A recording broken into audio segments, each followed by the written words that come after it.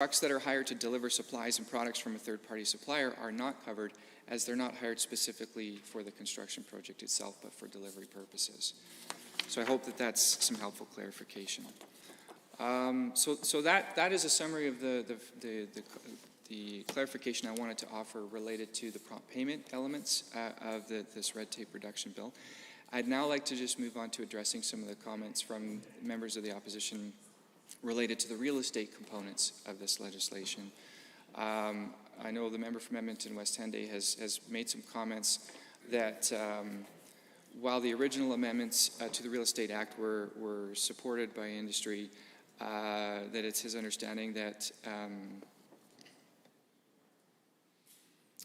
that he believes that to some extent by industry stakeholders in the changes that they've made for the minister to have more power to administer things like bylaws, now we see what I would call a substantial change and potentially even a 180 in terms of how the government and the minister are going to allow the Real Estate Council to administer bylaws. So I believe that's a loose summary of what the member had mentioned, and happy to stand corrected if I've maybe paraphrased that incorrectly. But what I'd like to offer, just for some clarification, is the amendments in Bill 62 related to the Real Estate Act are absolutely not a 180 on the treatment of bylaws. The Board of Directors of RECA has always had the authority to establish bylaws given their mandate to govern the organization. But the changes before us, Madam Chair, simply clarify and confirm the Board's responsibility and authority to establish bylaws to operationalize the changes that we made back in December.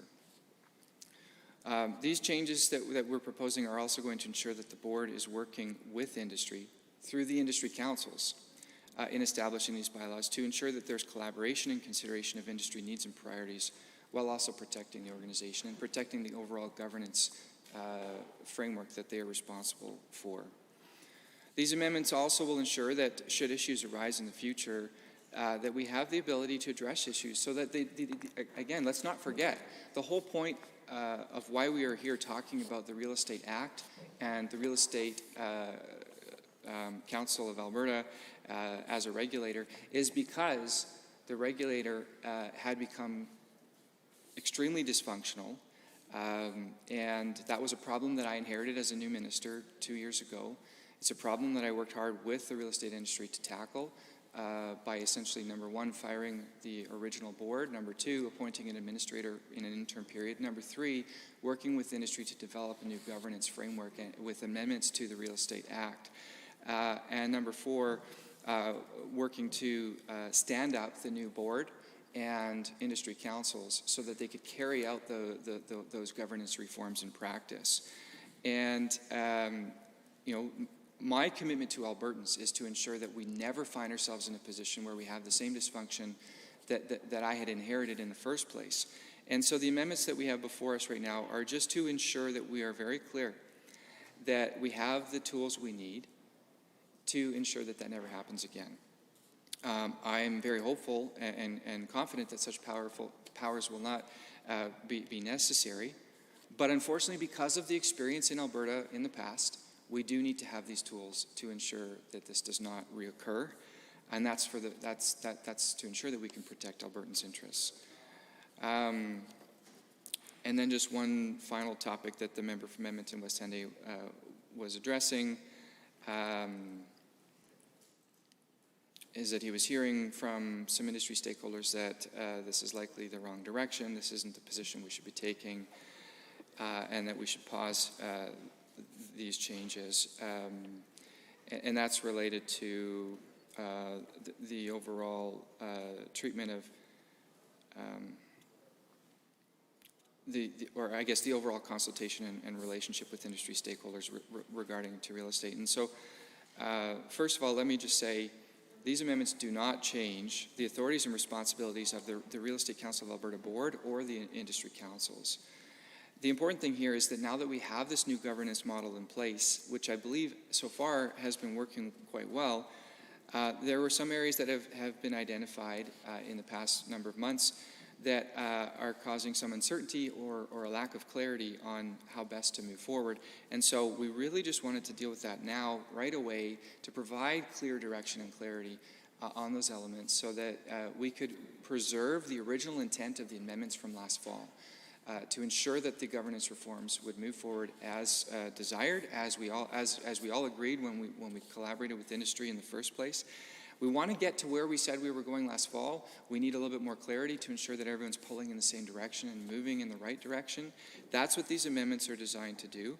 And my commitment to Albertans and to the industry is that where we land once all of this is stood up and all of this has been implemented is going to be exactly what I committed to everyone back in the fall of last year. This is simply a clarification to ensure that we get there in a constructive and productive way.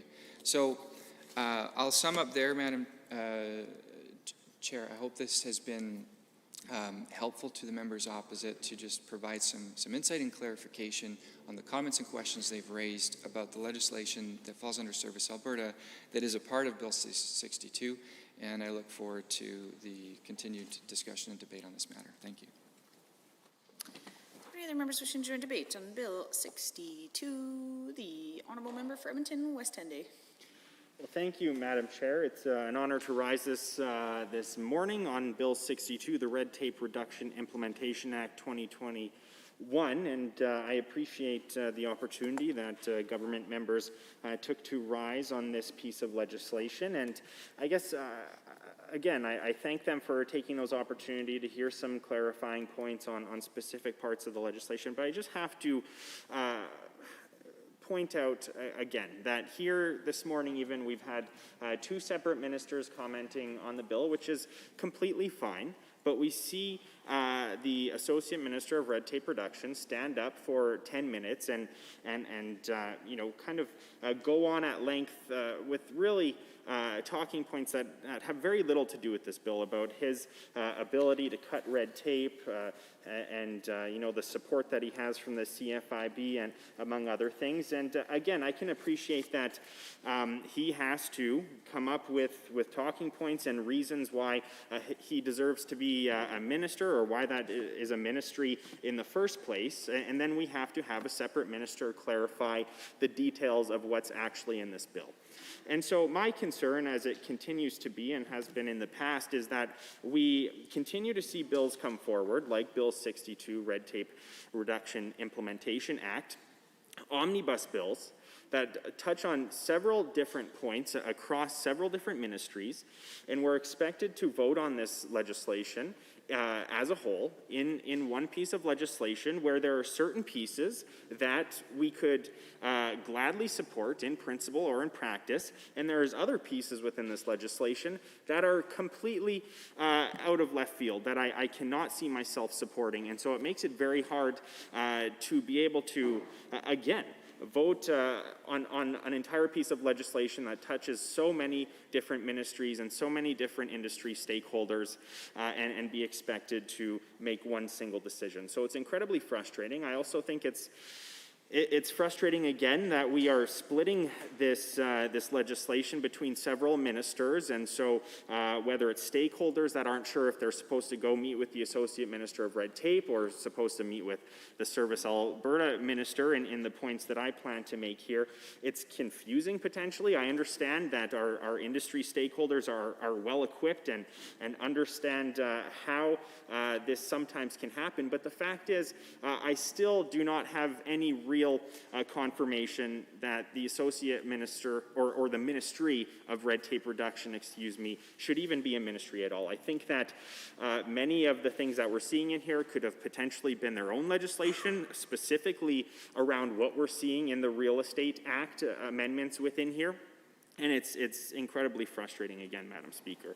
I appreciate the Minister of Service Alberta talking about some of the points that we raised, though the same point was kind of made over and over again around our concerns around the prompt payment legislation. I appreciate that after further consultation that more amendments had to be made to that, and I think that I'm relatively supportive of what I'm seeing here. Again, I don't understand why this is being introduced by the Associate Minister of Red Tape. And in some instances, specifically to what I plan to talk about here further this morning around the amendments to the Real Estate Act, it really seems like an opportunity for the Minister of Service Alberta to potentially hand off some very controversial amendments that they're making to not necessarily have the same criticism and critique. And maybe that's not the case at all. But again, it really, what we're seeing here kind of feels that way, and it feels that way to some stakeholders. Now, again, I appreciate the changes that we're seeing in the prompt payment. I appreciate that it's this government that's bringing it forward, that they finished up those consultations that we began, and I believe that stakeholders are supportive of the changes that we're seeing. I know that it was a long time overdue, and I appreciate that, and so I thank the Minister for bringing those forward. But I'm supposed to vote in instances like parts like the prompt payment legislation that or amendments that I potentially support, yet we get thrown in amendments for the Real Estate Act. Now, on the topic of the Real Estate Act, again, I thank the Minister of Service Alberta for making some comments on that and potentially some clarification around the ability of the council to make bylaws, and that this has been practiced in the past, that this is just clarifying legislation or clarifying points through the legislation and the amendments. But there are bigger concerns, I would argue, that I've heard from stakeholders through my conversations and consultations that were not, as far as I could tell, addressed today and have not been addressed in the past, and that is specific to the issue, and it was, as far as I remember, mentioned in the KPMG report from 2019, and it's quite contrary. This amendment is quite contrary to what the KPMG report reflected, in that the Real Estate Council should not necessarily be in charge of the education aspect of its stakeholders. And that is something that I heard again and again and again, Madam Chair, through the conversations that I had with industry stakeholders. And we have not heard any further clarification why this specific issue we've seen a 180. I understand how we got here, Madam Chair. I understand that there was dysfunction within the association and that we've come to this point through measures that have been taken by this minister, that were necessary. No doubt about it, Madam Chair. And at the time that those changes came forward, the industry was hesitantly supportive of those changes. And I was supportive of those changes as well, recognizing that there was more consultation that had to come down the road and that the minister committed to those. Yet, through further consultation and through that process, we've come to what we see here in this amendment, or these changes proposed by the minister, where they would be giving extra power for the Real Estate Council to administer educational resources. And again, I'm hearing from stakeholders that they don't understand where this came from, that it wasn't necessarily part of the consultation process, or that if it was, that they were very concerned with it. This hasn't been the tradition of that association in the past, and they don't understand how we got here, Madam Chair. And so with that, I'm going to propose an amendment to Bill 62.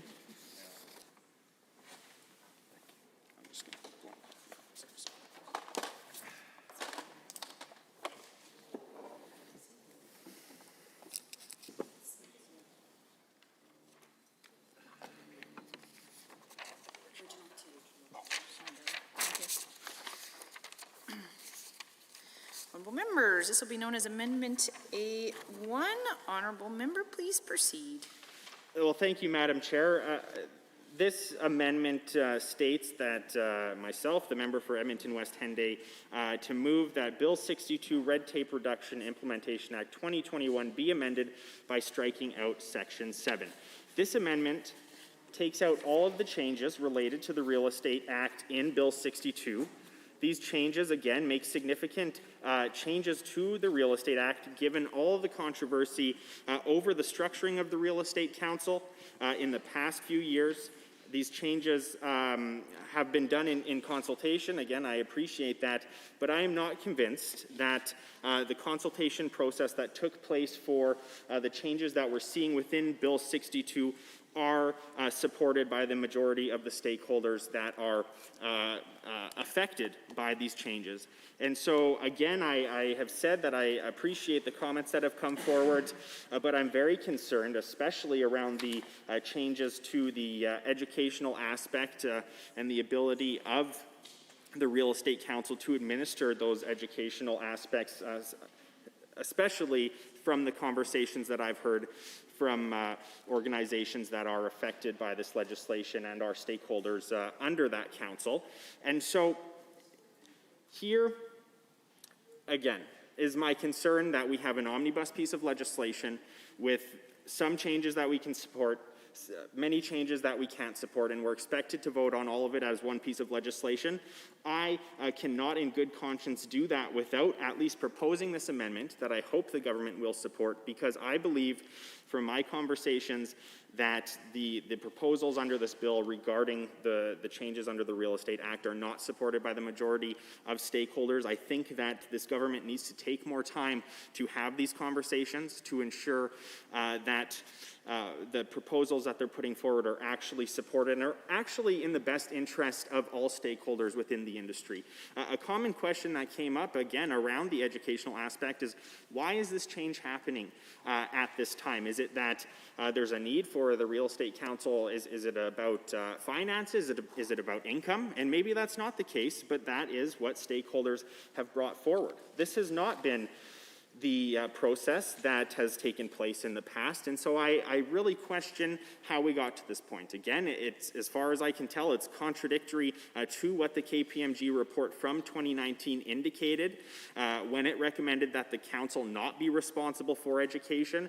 I know that many of the stakeholders within the industry and that work under the council have spent extensive amounts of time within their realm of expertise to address and create these educational platforms and educational programs. And so I really question why the minister has put forward the changes that we're seeing here. And so I look forward to hearing from the minister about that. Again, I didn't hear, as far as I could tell, in his previous comments just moments ago, anything around the educational aspect. I appreciate that we need to continue having this conversation and consulting on the changes that must, Madam Chair, I agree that there must be further changes because what's in place right now is not good enough. Again, we commissioned, under our time in government, the KPMG report in 2019. It showed the need for major changes. It showed the dysfunction within the industry, and that there was a need to implement very big changes, Madam Chair, to put it lightly. And so we've seen some of that process move forward, but unfortunately, what we see in this bill, I don't believe is striking the right balance. So I look forward again to hearing from the minister on these points. Maybe the Associate Minister of Red Tape has some comments that he would like to make about the educational aspect of this, since it is under his legislation. We will wait and see. But with that, I thank all members for the opportunity to put forward this amendment, and I hope to get all of their support. Thank you. The Honourable Minister of Service Alberta. Thank you, Madam Chair, and happy to rise and provide some comments related to the proposed amendment from the member from Edmonton West Henday, and more generally just to speak on the topic of the educational component of the Real Estate Council of Alberta and the real estate industry and the regulator and the changes we made back in the fall with the Real Estate Amendment Act, and then the changes that we're proposing today as a part of the red tape reduction legislation. So first of all, let me be perfectly clear. The Real Estate Council of Alberta will not be the one to administer education. That was the whole point of the amendments we made last fall, we worked very closely with industry. We heard loud and clear that the Real Estate Council of Alberta should not be in the business of delivering educational content, that we could all do better a different way. And I, as minister, completely agreed with that. I, also acknowledge that, there was a lot of recommendations under the KPMG report, as the member opposite mentioned in his remarks, and so the changes that we made last fall reflected all of that, and we had buy-in from the industry. And basically, what we had agreed upon was there would be a 2-year transition process whereby the Real Estate Council of Alberta would have to come up with a plan to divest of all of the education function and to find other partners to deliver those educational components.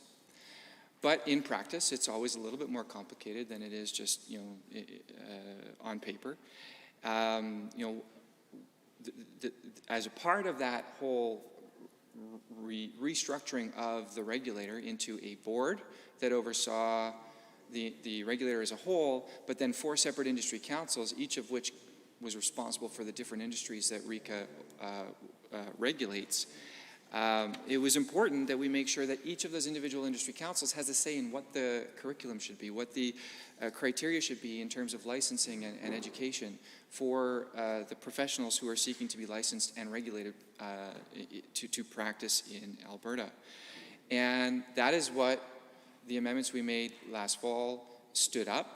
Was a framework that would facilitate that. And the whole point was we need to take the time over a 2-year process to ensure that those industry councils can do their due diligence, do their homework, consult with the industry members that they represent, and develop the rules and recommendations and the criteria and the curriculum overview of what they believe is necessary to deliver the best possible education programming, so that we can all be confident that the professionals practicing in these professions in Alberta are qualified to do competent work, they're confident in operating this profession, and they can serve Albertans well. That's what we all want, and that's what everyone in industry agreed that we want, is we want industry to have a say in what that looks like. And that is exactly what the legislation that we passed in this House last fall, or last year, accomplishes. And that is what the amendments we are talking about today will also facilitate. But as I said in my earlier remarks, it became clear since we passed this legislation last year that we needed to provide some clarity. And that was, there were some folks who had maybe lost sight of the fact that we talked about a 2-year process to deal with this in an orderly fashion so the appropriate amount of due diligence can be conducted, and that all of the different industry councils have the time they need to put forward a comprehensive proposal on exactly how this divestment of the education function would happen. And so it was very important to me to ensure that we do honor, and I just want to provide clarity that that is not what is happening.